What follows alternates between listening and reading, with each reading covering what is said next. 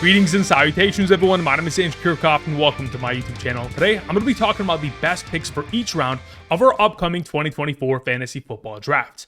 Now, I'm not going to begin by talking about how Christian McCaffrey is the best selection of the first round. I mean, we all know he's the reigning #1 overall running back and the 1.01 based on ADP, but we want to have more nuance. We're not going to talk about the obvious selections that are typically at the top in terms of ADP of each round. I want to talk about players that may be overlooked or going into your 2024 fantasy football drafts you haven't given much thought to, that potentially, if in fact you have an opportunity of selecting them in one of your upcoming drafts, you have more confidence with all of the information that I'm going to present today, and of course statistics, in order to justify why they are great selections and can help us lead to a 2024 fantasy football championship this upcoming season. So let's go ahead and begin by introducing our first round selection, Breece Hall, who currently sits with an average draft position of 8.6 via Sleeper. I've gone ahead and used the ADPs of Sleeper primarily because the ADPs via Underdog Fantasy highly value the wide receiver position based on their best ball format and 3 starting wide receivers. And we find RB1s still being available within the 5th and 6th rounds. I mean, guys like Josh Jacobs is still available in the 5th round. We have guys like James Cook and of course Rashid White still available in the 6th rounds. It'd be very difficult for me not to suggest a bunch of running backs on this video if I use that ADP. Therefore, we use sleepers. Now, if you're someone like me going into 2024, you may believe that the fantasy gods control the entire landscape, and that going into this upcoming season, they're not going to allow for Christian McCaffrey to finish as the #1 overall running back. And the only reason I bring this conversation up is because since 2004, in a full PPR scoring format, there hasn't been an RB1 that has remained as the RB1 for back-to-back seasons, going all the way back to 2004. So there is a potential in which Christian McCaffrey is dethroned as the #1 overall back. And I'm not saying that he isn't, the best overall selection and that you should be selecting Breece Hall over him. I'm just suggesting there is a potential in which Breece Hall may shock many of us going into this upcoming season. So let's talk about, the overall influences that give me confidence in drafting Breece Hall, making him one of the best picks within the first round. If you go back to his rookie season in 2022, prior to his injury, he was averaging 16 touches per game and 15.4 fantasy points per game. He was the #9 overall running back in his rookie year from weeks 1 through 6, amongst all in terms of fantasy points per game on average in a half PPR scoring format. And yes, he unfortunately sustained a season-ending ACL injury, and he fought back, and as soon as he was at full capacity in 2023, from weeks 5 through 18, he took over the league, averaging 20.15 touches per game and 17.29 fantasy points per game, was the #3 overall running back in terms of fantasy points per game on average. When we talk about unimpeded volume of opportunity within his backfield, even though they had Dalvin Cook behind him, which again has been a great running back for the last 5+ seasons, it did not matter. Breece Hall dominated 75% of the running back rushing attempts and 71% of the running back targets between weeks 5 through 18, and clearing away was one of the best running backs in the National Football League. Over the course of the last 2 seasons of his career, in healthy games, anytime he has played 50% or more of the offensive snaps, he's averaging 20.6 touches and 18.45 fantasy points per game.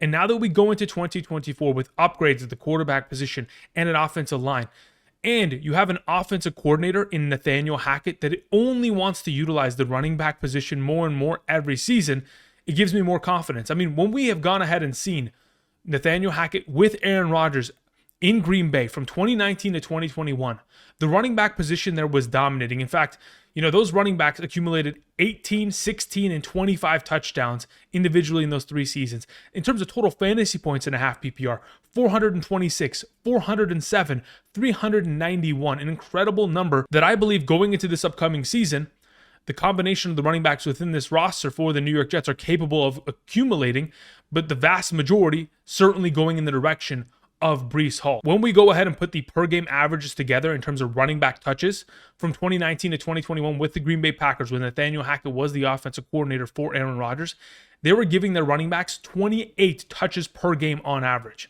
Anytime Breece Hall over the course of the last 2 seasons has had 18 or more touches within a game, he's averaging 21.1 fantasy points per game. Incredible numbers. And even if you look back at Nathaniel Hackett's tenure with the Denver Broncos, he continued to give his running backs a boatload of touches. Additionally, if you look at his overall tenures with the Jacksonville Jaguars in 2016 through 2018, he gave his running backs the third most opportunities throughout those 3 years.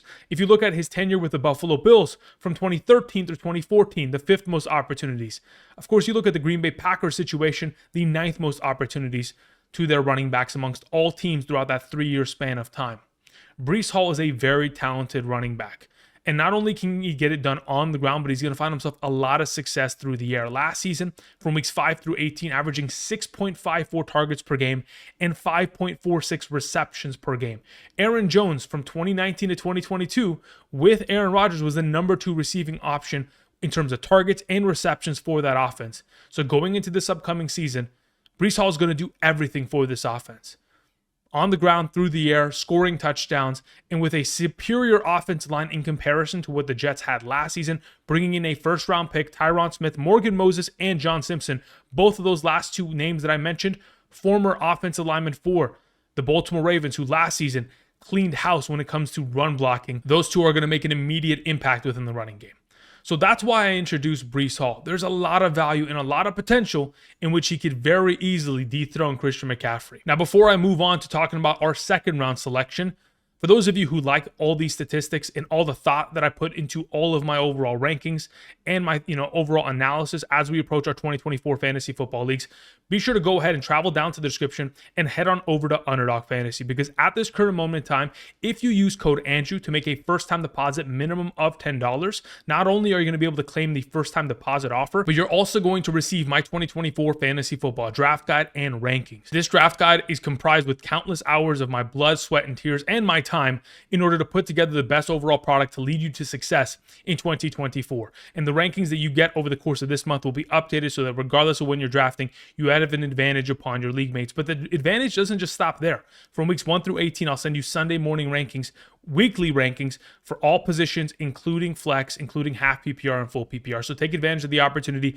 Get your hands on my 2024 fantasy football draft guide. For those of you who are wondering if you're eligible, of course, you have to make a first-time deposit, has to be minimum of $10, and you have to be eligible based on the map on the right side of the screen. So if you are, take advantage of the opportunity. If you are not eligible or you've used the code in the past, you can go ahead and check out Patreon. There's all of this content and more available there. Thank you very much. All right, let's talk about our second round best pick, being Kyren Williams. Now, like I mentioned earlier, I don't want to mention guys like Jonathan Taylor or Saquon Barkley as the best selection of the second round, even though their ADPs currently sit there. There are often times where you see Jonathan Taylor's or Saquon Barkley's get selected in the first. So I want to talk about a player that is consistently in the second round and has incredible value going into this upcoming season. Of course, being Kyren Williams, currently at an ADP of 16.9. To begin the 2023 season, Kyren Williams immediately dethroned Cam Akers and forced Cam Akers to even be traded weeks after that based on his overall performance and the volume of opportunity that the Los Angeles Rams felt confident enough to give him. From weeks 1 through 6, where he was healthy, and additionally after he returned from his IR stints from weeks 12 through 17, in the 12 games that Kyren Williams played healthy last season, he was averaging 19.92 fantasy points per game, only behind Christian McCaffrey. He's someone that was literally averaging 20 plus touches per game. And when we talk about workhorse running backs, unimpeded volume of opportunity, Kyren Williams demonstrated all of that last season, garnering 76% of the running back rushing attempts and 91% of the targets when healthy. In fact, in the 12 games that he played last season, 9 of them consisted of Kyren Williams getting 20 or more touches within those games. In those contests, he was averaging 23.04 fantasy points per game. 75% of the time that he was healthy last season, he was getting the ball 20 or more times in a game, playing 80+% of the offensive snaps on average, and being extremely efficient with the overall touches he was given. 5.02 yards per carry, 6th amongst all running backs with 50 rushing attempts minimum last season, and 3.34 yards after contact per attempt. 12th amongst all running backs with 50 rushing attempts or more. Just putting that into perspective, there were running backs last season who couldn't average 3 yards per carry, much less Kyren's able to, average 3.34 after the initial first contact. Now, what gives me so much confidence regarding the Rams running game and Kyren Williams going into this upcoming season is even when Kyren Williams wasn't in the lineup last season, Sean McVay did not shy away from running the ball. In fact, from week 7 through 11 of last year, where Kyren Williams was absent and on the injured reserve, the Rams were giving their running backs 26.75 touches per game, which was leading to 16.5 fantasy points per game and a half PPR, with the contributions of Darrell Henderson and Royce Freeman. Again, not the greatest overall running backs, but still, they continue to run the ball and give their running backs a boatload of opportunity. Last season, the Los Angeles Rams gave their running backs the 5th most rushing attempts amongst all teams, which led to, of course, 1,752 rushing yards and 17 rushing touchdowns from all of their running backs accumulative. Additionally, they were giving their overall running backs the 10th most opportunities amongst all teams in the National Football League, a combination of targets and rushing attempts. Now, when you go ahead and give all these opportunities, they're great, but the most valuable opportunities are ones that are found within the red zone. And last season, Sean McVay was not afraid of giving his running backs a boatload of opportunity. The Rams had the 7th most running back rushing attempts within the red zone and the 5th most running back rushing touchdowns within the red zone last season. And as long as those numbers continue as such, I don't see Kyren Williams slowing down. We have seen Sean McVay be able to support a number 1 overall running back in the past with Todd Gurley. In Todd Gurley's 2017 and 2018 season, he was getting 22.87 touches per game and 22.5 touches per game. Very reminiscent as to what we witnessed from Kyren Williams last season. And that's why Kyren Williams was at the top of the overall conversation right after Christian McCaffrey in terms of a fantasy point per game average. When you support this running game with a top 10 offensive line based on overall DVOA being the 7th best amongst all teams last season, you bring in Jonah Jackson, offensive guard of the Detroit Lions, to improve your offensive line. I truly do think that this offense is poised for another great season, and Kyren Williams, very valuable within our second round. Our third round selection being Mike Evans, currently sitting at an ADP of 29.8. For some reason, Devontae Adams on Sleeper has a second round ADP, yet Mike Evans has a full round discount sitting in the middle of the third round, despite the fact that Mike Evans is coming off a better season and is, in my opinion, in a better overall situation in terms of quarterback and offensive coordinator going into 2024. Now, of course, we know that Mike Evans is Mr. Consistency, and that's why I wanted to mention him. Do not discount the fact that he has been a top 12 wide receiver in 7 of the last 10 seasons. Do not discount his 10 consecutive years of 1,000 receiving yards minimum. That's the first player in NFL history to be able to accomplish that.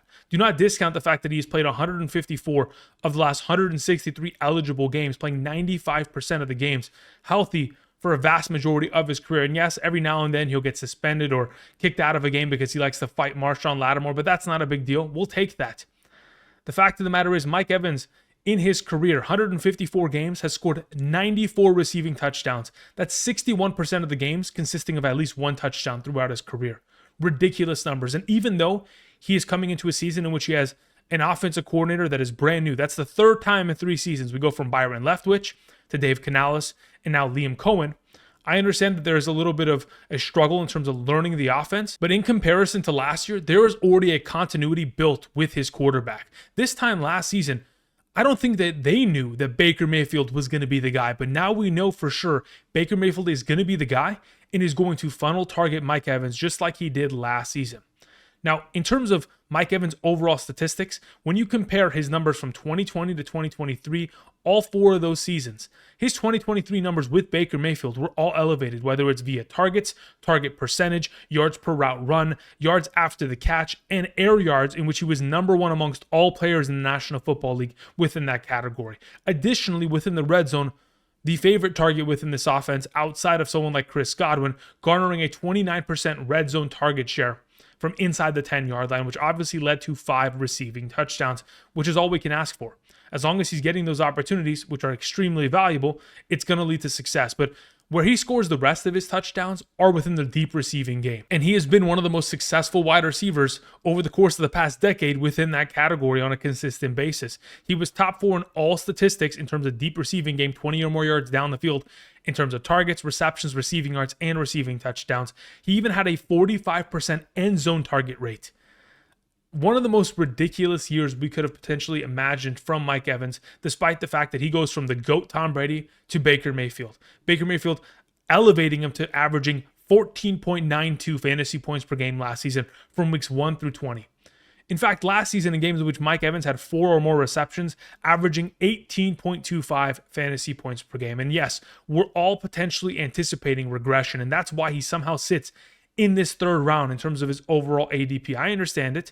even if Mike Evans was to have scored 5 less touchdowns last season, he still would have, finished as a top 12 wide receiver. There's a lot of confidence there, and as a third-round ADP, the investment should be made for many of us. Moving into the 4th round, we have Mark Andrews, who currently sits at an ADP of 48.8. So technically, he should be an early 5th round selection, but based on Sleeper, he is a 4th round selection, and I have no problem making that investment for Mark Andrews based on what he has demonstrated. As it currently stands in the fantasy football landscape, a lot of the attention at the tight end position is forced onto Laporta, Kelsey, and Trey McBride. And I have no problem with that at all, mainly because it devalues Mark Andrews, and it allows you to draft him far later than you should. When we talk about fantasy points per game at the tight end position, from 2019 to 2023, Mark Andrews has been top 4 in that category every single season. In 2 of the last 3 seasons, he has been number 1 amongst all tight ends in terms of fantasy points per game on average. Back in 2021 and most recently last season in 2023, accumulating incredible numbers in the healthy games that he played.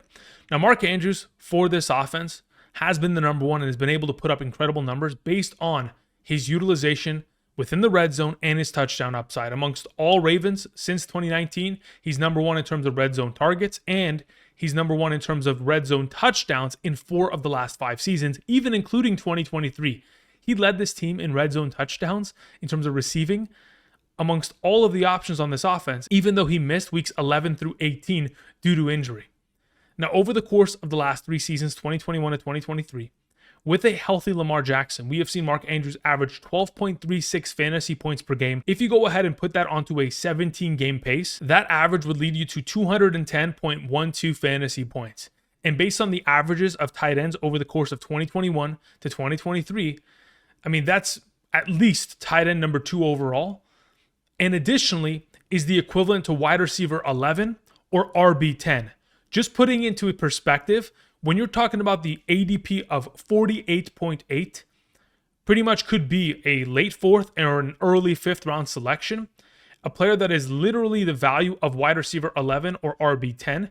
The wide receivers that are still available near Mark Andrews in the drafts are Michael Pittman Jr., Kupp, Neighbors, Metcalf, which again, on my list are all wide receivers in the 20s.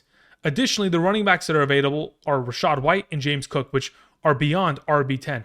The value in the positional advantage you can garner with the selection of Mark Andrews is ridiculous. And I understand there is some concern with Mark Andrews. I'm not going to say that there isn't. There's concern with every player, and his predominantly being the presence of Isaiah Likely. Last season, in the absence of Mark Andrews, Isaiah Likely was averaging 12.12 fantasy points per game, and he was averaging 1 receiving touchdown per game. But we have to take into account when Mark Andrews was healthy, Isaiah Likely, from weeks 1 through 10, was averaging less than 1 reception per game. Just wanted to put that into perspective. And I do believe that Isaiah Likely will play far more, and that the Baltimore Ravens may utilize far more 12 personnel sets. Even though the 2023 Baltimore Ravens utilized 12 personnel, the 6th fewest amongst all teams in the National Football League, they might want to go ahead and utilize more Isaiah Likely. But regardless of that fact, I truly do believe that Mark Andrews is being undervalued. And even if Isaiah Likely gets more targets every single week, the fact of the matter is, there isn't a wide receiver 2, quote unquote, within this offense. Rashad Bateman, in my mind, is not going to be able to be a consistent option. So even if Zay Flowers and Isaiah Likely are getting their utilization, Mark Andrews is by far and away the favorite target of Lamar Jackson and the number 1 of this offense. Moving on to the 5th round, the thumbnail of today's episode, we have Alvin Kamara, who currently sits with a 52.8 ADP. I've said it all offseason. And going into 2024, we need to be drafting Alvin Kamara at his current value because it is ridiculous what we are going to, receive in exchange for our investment. Now, when we talk about Alvin Kamara, his value revolves purely around receiving statistics because his rushing game has never really been the biggest difference maker. His entire career, he has never had a single season of over 1,000 rushing yards. Additionally, he has only had 8 games throughout his entire career of surpassing over 100 rushing yards in those single games. And 0 of those took place in 2023. Despite all of this, last season, from weeks 4 through 16, was averaging 15.8 fantasy points per game in a half PPR, was the number 4 overall running back in terms of fantasy points per game on average throughout that span of time. Last season, in games in which he was given 20 or more touches, which happened in 7 of his 12 healthy games, 58% of the time, he was averaging 19.1 fantasy points per game. When I talk about unimpeded volume of opportunity at the running back position, of course, Alvin Kamara is capable. He was able to garner 72% of the running back attempts and 81% of the targets in the 12 healthy games he played last season. And this time last year, of course, we were going into the season thinking, okay, he's going to miss the first 3 games of the season due to a suspension. They just signed Jamal Williams, who back in 2022 led the National Football League in rushing touchdowns. So there was concern about the impact of Jamal Williams being present. But as we could see from 2023 and how that shook out, it is Alvin Kamara's job, and nobody is taking touches away from him to where it's impacting his fantasy value enough to diminish him to being a 5th round selection. Yet, we'll take the discount. Going into the season with Clint Kubiak, the new offensive coordinator of this team, the fact that Clint Kubiak was the former offensive coordinator of the Minnesota Vikings in 2021 and most recently the passing game coordinator of the San Francisco 49ers in 2023. Both of those offenses gave their running backs top 10 numbers in terms of total rushing attempts in their respective seasons. Additionally, both those offenses know how to utilize their running backs, Dalvin Cook, Christian McCaffrey, within the receiving game, which is going to continue to be active part of this offense for Alvin Kamara. Last season, in the 12 healthy games he played, he had 3 receptions in each of those games minimum. He had 10 games in which he had 4 or more receptions. He was on pace for 119 targets, 103 receptions, and 655 receiving yards. We know that Derek Carr, from his days with the Raiders from 2018 to 2022, used to target on average his running backs 114 times. It led to 93 receptions and 710 receiving yards. Again, there is a lot of value here. He's coming off the board typically as RB17. That is a steal going into 2024, especially with all of the offensive upgrades that are made. I understand some of his offensive linemen, Ryan Ramczyk, out for the season. That is a huge loss, but they have made some picks over the last couple seasons, first-round selections, in fact, that have been offensive linemen that are only going to help allow Alvin Kamara to get into that top 15 conversation and beyond.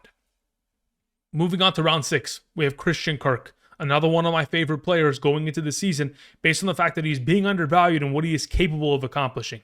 You go back to 2022, he finishes the number 11 overall wide receiver in fantasy football, and in that season was number 18 in terms of fantasy points per game on average in half PPR scoring format, averaging 12.33 fantasy points per game on 8.47 targets per game. Again, not the greatest overall numbers, but consistent, very much so consistent. And going into 2023, despite the fact that they brought in guys like Calvin Ridley, there was an expectation that Christian Kirk would continue his excellence, and he did. He had better numbers in terms of target percentage, yards per route run, his catch rate, his ADOT, average depth of target, all of them increased. Last season, from weeks 2 through 12, 8.1 targets per game and 11.73 fantasy points per game. Number 16 overall wide receiver throughout that span of time. Number 19 in terms of fantasy points per game. Yet, his ADP sits at 65, which is ridiculous to me. And even though there was target competition last season, I mean, guys like Ridley, Agnew, and Zay Jones are no longer within this offense. They accumulated 221 targets last season within this offense. In games in which Christian Kirk played without Zay Jones because Zay Jones was injured, Christian Kirk was averaging 12.03 fantasy points per game and averaging a half a touchdown per game within those overall contests. Great overall numbers. And going into 2024 with none of those overall impeding factors, yes, you bring in Gabriel Davis and the potential of Brian Thomas Jr., but I don't believe their presence removes Christian Kirk from being the number 1 option within this offense. An offense that has given their wide receivers top 12 overall opportunities in terms of targets in each of the last 2 years. And even though many of us witnessed Evan Ingram's role and growth within this offense get to a crazy rate last season in terms of targets and receptions, but understand that that is not going to repeat in 2024. When we go ahead and take into account that Christian Kirk in 2022 ran 75.2% of his routes from the slot position, and in 2023 ran 71.3% of his routes from the slot position, you have to understand that the number of overall targets and receptions that were increased from Evan Ingram's overall bottom line within the slot position specifically was because of the injury that ended Christian Kirk's season last year. Evan Ingram in 2022, 39 targets, 25 receptions from the slot position. 2023, 85 targets, 71 receptions. There is a pure correlation there. And with Christian Kirk back in the lineup, he's absolutely going to take all of those targets back. A guy that was top 7 in the National Football League in 2022 in terms of red zone targets, and number 2 or tied for number 2 in the National Football League in 2022 in red zone touchdowns. I expect him to get back to not being a top 12 wide receiver, but certainly being in the top 24 conversation. Our number 7 is Raheem Mostert. I talked about Raheem Mostert just a couple weeks back, and honestly, I thought about talking about David Montgomery as well for the 6th round selection, but I've talked about these running backs a lot, so I'll keep this short and sweet. Raheem Mostert sitting at a 79.7 ADP via sleeper is unbelievable. Because yes, he is coming off of a season which many of us did not anticipate, and Devon Achane certainly should get himself far more utilization within this backfield. But when you go from scoring the most rushing touchdowns amongst all running backs last season, and then now being valued within the 7th round, it seems like a pretty huge, fall from grace. The last time we saw a huge fall like this was 2022 going into last season, 2023, where Jamal Williams in 2022 scored the most rushing touchdowns amongst all running backs, and then additionally the next year joined the Saints and his value plummeted. This is not the same situation. Raheem Mostert is not leaving this offense. He is still considered the number 1 on the depth chart. He is a running back that has been with Mike McDaniel since 2017. Mike McDaniel being a former coordinator, specifically run game coordinator of the San Francisco 49ers, again, worked for the 49ers from 2017 to 2021 prior to joining the Miami Dolphins as their head coach in 2022 and bringing Raheem Mostert with him. In 2022 last season, in games in which Mostert was given 12 or more touches, averaging 12.76 fantasy points per game. In the healthy games in which he played with Tua Tagovailoa in 2022, Mostert was averaging 16.96 fantasy points per game. Mike McDaniels elevated this overall offense when we compare 2022 to 2023, and I think it's only trending in the right direction, considering in 2022, amongst all teams in the league, they were ranked 27th in terms of running back rushing attempts, in comparison to 2023, where they're now ranked 7th within that overall position, going from 21 in terms of running back rushing yards to number 1, just in one season's difference. And I understand you're bringing in, different talent, offensive linemen, running backs, tight ends, all of these different variables, but there was a concerted effort to run the ball. And Mostert last season succeeded in games in which he played 50% or more of the offensive snaps, averaging 19.01 fantasy points per game, averaging 4.84 yards per carry, 3.4 yards after contact per attempt. Ridiculously good numbers, top 10 in both those categories. And even in the games in which he played with Devon Achane last season, he averaged 17.63 fantasy points per game. And even if you exclude the Broncos game, 15.54 fantasy points per game in games in which he played with Achane. Even in those games, Mostert scored 11 touchdowns, Achane scored 9. There was enough to go around. I truly do believe that Raheem Mostert is being undervalued, and yes, he does have an injury history, a lot of injuries. From 2019 to 2023, he has only played 56 of his last 83 games. But for the Dolphins, he has played 31 of the last 34 games. Maybe it was the water in San Francisco that made him get injured so often, and the Miami sun is keeping him healthy. Whatever the reason is, he certainly is a fantastic selection within the 7th round. To close out the first half of our conversation, let's talk about Jordan Love with an 85.1 ADP. Jordan Love, again, coming off a season in which he was the number 5 ranked quarterback, within his technical rookie season in terms of starts, is very impressive. We look at, CJ Stroud and we talk about, he's a rookie, incredible year. What Jordan Love was able to accomplish was just as impressive, if not more impressive, averaging 18.77 fantasy points per game, putting up 319 fantasy points. Now, when I talked about quarterbacks and how I target them going into the season based on my quarterback draft strategy video I put out just a couple days back, I talked about mobility, consistency, and draft stock. And of course, Jordan Love ticks all of those boxes. In terms of mobility last season, averaging 14.53 rushing yards per game. Over the course of the season, total 247. Yes, it wasn't at my number of 265, but still got himself 4 rushing touchdowns, which makes up for it. Nonetheless, a lot of value there with his legs. Additionally, in terms of consistency, 13 of his games last season, 2 or more touchdowns. 6 of his games, 3 or more touchdowns. And if you include the NFL playoffs, 15 of the games that he played, 2 or more touchdowns at 75% of the time that he was finding himself incredible success. Against the NFC North, his division rivals, the Bears, the Vikings, and of course, the Lions, again, another force within the NFC, averaged 21.47 fantasy points per game.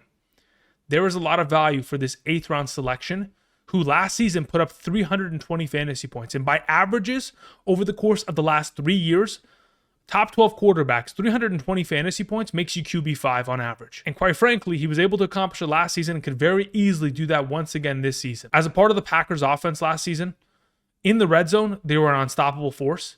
They had the second most red zone touchdowns, fifth most red zone passing yards, third most red zone completions. Dominant force.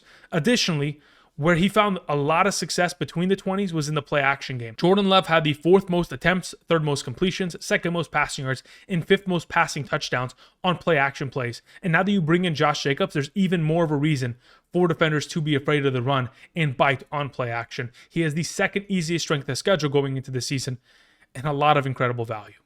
All right, let's move on to the second half of this conversation with our round 9 selection, Jaxon Smith-Njigba. Here is the fact of the matter. He was a former first-round selection, 20th overall of the 2023 NFL Draft out of Ohio State. He has a lot of value, but currently at an ADP of 102.5, wide receiver 47 off the board via sleeper, there is so much value. And yes, we have to be cautious with selections like JSN. But in the 9th round, I'm willing to take the risk despite the fact that DK Metcalf and Tyler Lockett are still the predominant wide receivers within this offense, and you have a new offensive coordinator that is getting within the mix. And even though a different coaching staff drafted Jaxon Smith-Njigba, Tyler Lockett is still going into his age 32 season. And I truly do believe he may not have to start the season as the number 2, like definitively, but he's eventually going to earn it and take the job away from Tyler Lockett, who had himself his career worst in many of metrics across the board. So as we approach this upcoming season with the hope of a wide receiver of this caliber that is being undervalued, someone that you can invest, 9th round draft capital in and get the number 2 wide receiver option of the Seattle Seahawks offense, whether he's playing within the slot like he did last season, I think he ran about 64% of his routes from the slot last year, or whether he's playing out wide as a deep receiving threat, he's going to have value. After the bye week last season, from weeks 6 through 18, was averaging 8.16 fantasy points per game in games in which he had 4 or more receptions, 8.85 half PPR fantasy points per game. There is value to be had within this offense for sure. We are just betting on the idea that Tyler Lockett is eventually going to fade away and Jaxon Smith-Njigba, with his talent, his second year, and far more comfortability between the combination of him and Geno Smith, should be a fantastic selection within our 9th rounds. Let's talk about our 10th round pick, Jayden Daniels, rookie quarterback of the Washington Commanders. I've mentioned this in the past when I've talked about our quarterback rankings, but it is a stat that I'm going to continue to take to the bank. Of the last 10 Heisman Trophy winning quarterbacks that we have seen complete their rookie season, only 2 of them averaged less than 17 fantasy points per game. One being Bryce Young, the other being Johnny Manziel. Now, Johnny Manziel only played 3 games in his rookie season. Therefore, we look at Bryce Young as quite literally the only quarterback of the last 10 Heisman Trophy winners that are in this category to unfortunately average less than 17 fantasy points per game. The rest of them easily able to accomplish it. And going into 2024, I don't anticipate Jayden Daniels to repeat what someone like Bryce Young was able to accomplish, because what Jayden Daniels has is stability at the coaching staff, a better offensive coordinator in Cliff Kingsbury. You have McLaurin, you have Ertz, and you have Eckler. You have veterans across the board that are target monsters that are going to be able to elevate him, while Bryce Young last season, unfortunately, only had Adam Thielen. So under the assumption that Daniels continues his Heisman streak and is able to average 17 or more fantasy points over 17 games, that's 289 fantasy points, which last season would have made him the number 7 overall quarterback. So putting it into perspective, there's a lot of value to be had. We have already seen him use his legs within the preseason, scoring a rushing touchdown on an option. I mean, throughout his last 2 seasons at LSU, found a lot of rushing success. In 2022, 885 yards, 11 rushing touchdowns. In 2023, his Heisman campaign, 1,134 rushing yards, 10 rushing touchdowns, with Cliff Kingsbury as his offensive coordinator, someone who has helped a former number 1 overall pick, a former Heisman winner like Kyler Murray, succeed within his rookie season. Kyler Murray in 2019, his rookie season, 3,722 passing yards, 544 rushing yards, 24 total touchdowns, 18.17 fantasy points per game, number 12 overall at the quarterback position, number 11 in terms of fantasy points per game on average. There is so much potential here. There are great receivers, great running backs on this team, great tight ends. And even though the offensive line might not be the best, that may lead to more rushing. And additionally, the fact that this defense isn't great leads to more negative game scripts and far more potential for fantasy points. Our number 11A, because I went ahead and I wanted to talk about 2 different 11th round selections based on ADP right now that are, great selections. First and foremost, let's talk about Jerome Ford. I mentioned this a couple days back when I talked about my updated top 40 running back rankings, but Jerome Ford last season was quite impressive. From weeks 3 through 18 without Nick Chubb, the number 18 overall back, number 22 in terms of fantasy points per game on average. Now, all while we still had Kareem Hunt within this backfield, getting himself 10 touches per game, we still saw Jerome Ford averaging 11 fantasy points per game. Now, Nick Chubb is coming off of a pretty serious injury, torn ACL, torn MCL, and torn meniscus. If the assumption of Nick Chubb missing time at the beginning of the season is to come to fruition, he misses the first 4 weeks potentially, and the 4 weeks following that, we may see him be limited and Jerome Ford continue to be the main number one of this offense. Similar to last season, Jerome Ford would be the number one, Kareem Hunt the number two, and even with touches being taken away from him, he is still of value. From weeks 1 through 7 of this upcoming season, based on my strength of schedule, the Cleveland Browns have the third easiest. Leads me to believe that Jerome Ford can certainly be someone that is very similar and reminiscent of what we saw from Zach Moss at the beginning of last season in the absence of Jonathan Taylor. Zach Moss, who was averaging 16.75 fantasy points per game between weeks 1 through 8 of last year, until of course Jonathan Taylor returned and took his job back.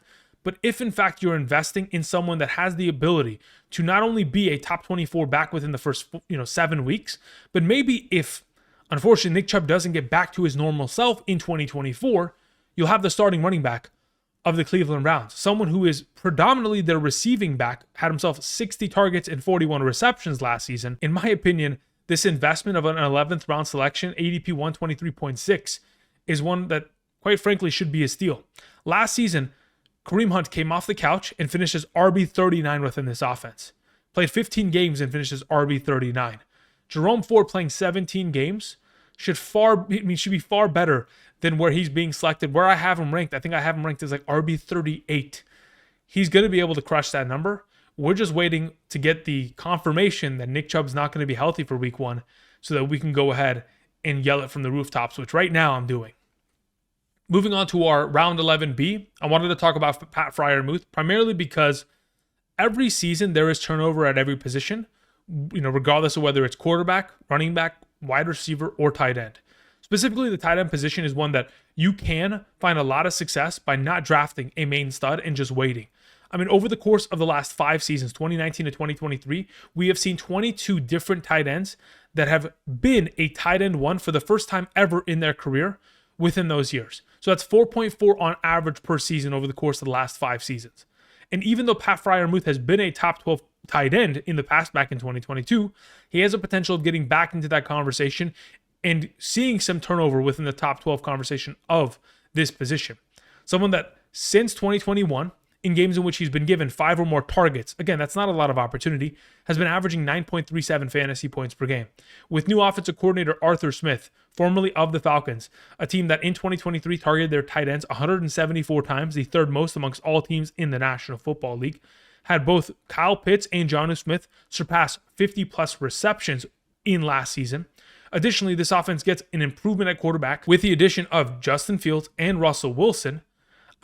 Again, there is so much potential for Pat Freiermuth to take a step forward. Arthur Smith has demonstrated throughout his play calling, whether it was with the Tennessee Titans, whether it was most recently with the Atlanta Falcons, that he is going to run the ball majority of the time. And even though there may be 140 plus targets vacated within this offense based on receivers no longer returning, there's still going to be a run-first approach. That's a fact of the matter. They were 30th in terms of neutral situation pass rate last season. And the Steelers offense, even though they were 73% of the time in 11 personnel, the Falcons were 15% of the time last season in 11 personnel. They led the league in 12 personnel and 13 personnel, 2 or 3 tight end sets.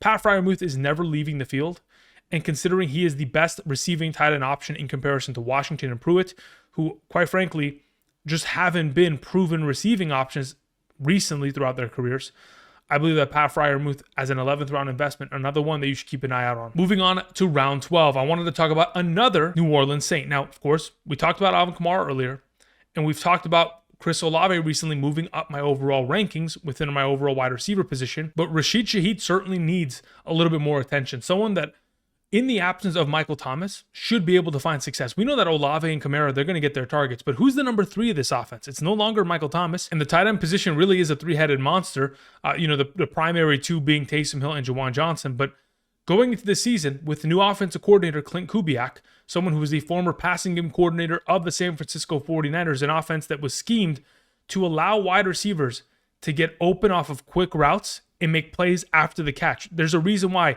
3 of the receiving options of the San Francisco 49ers last season were in the top 17 of YAC, yards after catch last season. Debo, Kittle, and Christian McCaffrey. So why not go ahead and give the opportunity for someone like Rashid Shaheed, who is a speedster, a deep ball threat, to make plays after the catch. I mean, this is a guy that is the primary kick and punt returner of this offense. He can make plays after the catch with the ball in his hands. He can make defenders miss. And we've seen a different overall coordinator that formerly was one of the San Francisco 49ers, someone like Mike McDaniel, and get speedsters like Waddle and Hill to find success. So why not someone like Rashid Shaheed sitting at an ADP of 133.7 in the 12th round? I mean, last season in games in which he had himself 6 or more targets, 10.77 fantasy points per game. In games in which he had 3 or more receptions, 10.12 fantasy points per game. With no Michael Thomas there, Rashid Shaheed should be on the field 80+% of the time, and absolutely should be a threat within this offense. Moving on to our number 13, I wanted to mention another Washington Commander with Jahan Dotson going into his 3rd year with the current ADP of 152.8. Here's the fact of the matter.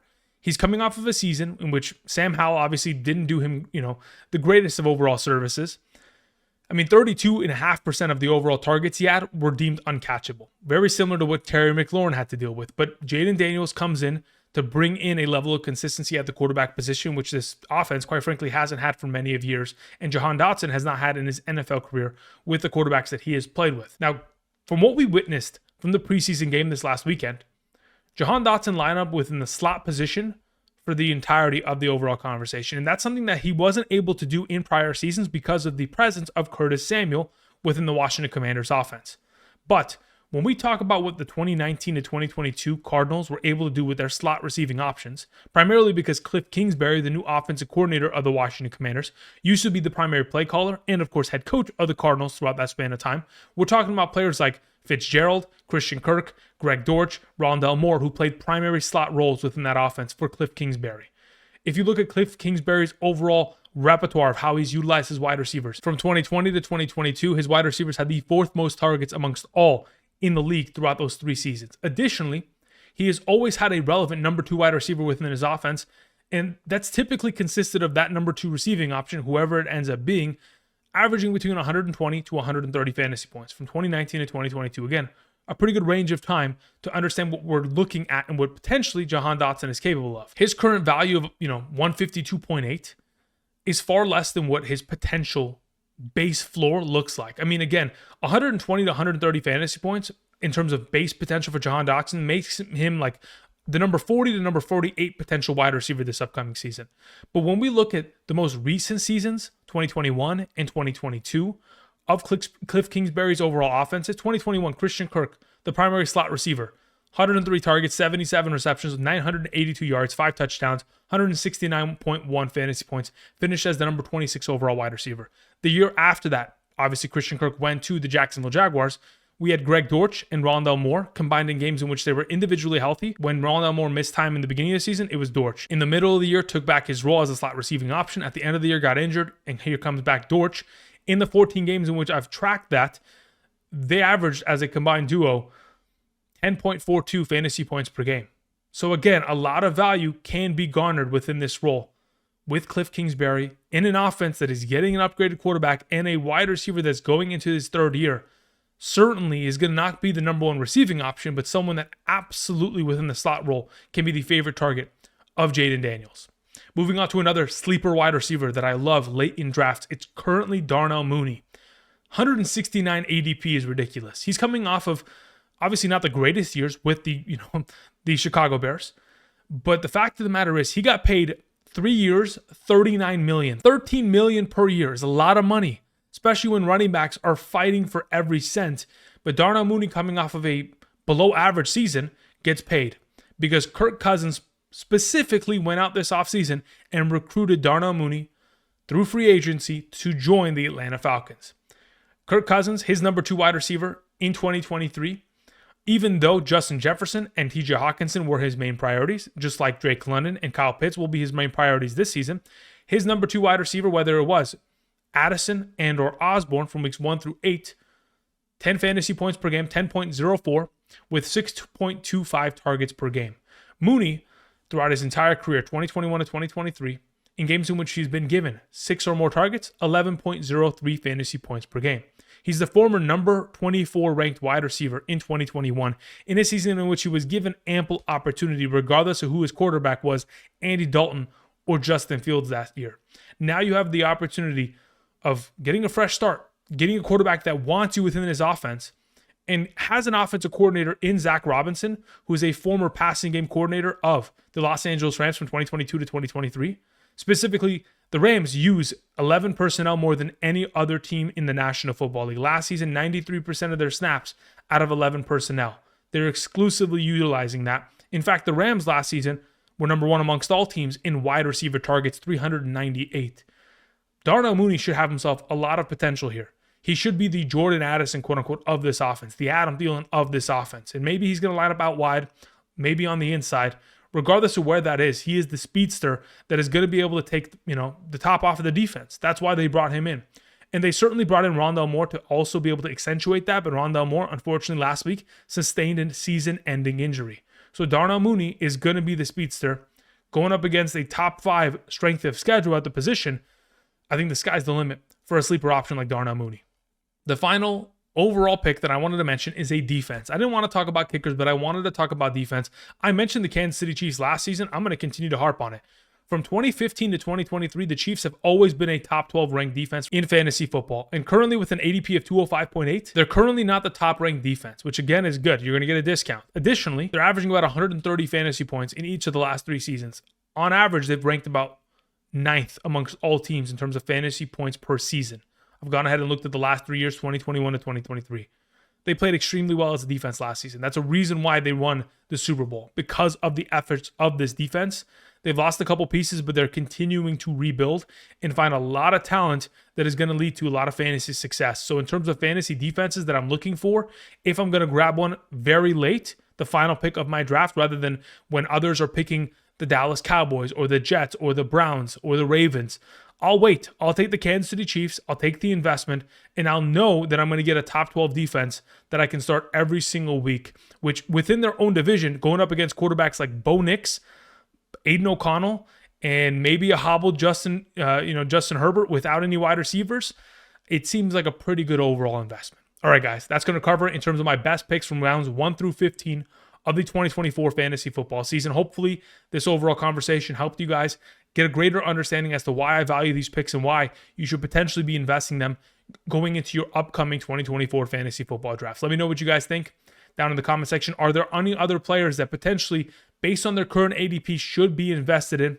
Let's have some conversations down there. If you guys haven't yet already, subscribe, click the like button down below. Check out Underdog Fantasy, the Patreon, use code Andrew, all that kind of jazz. I greatly appreciate it. And until next time, guys, I'll see you. Peace.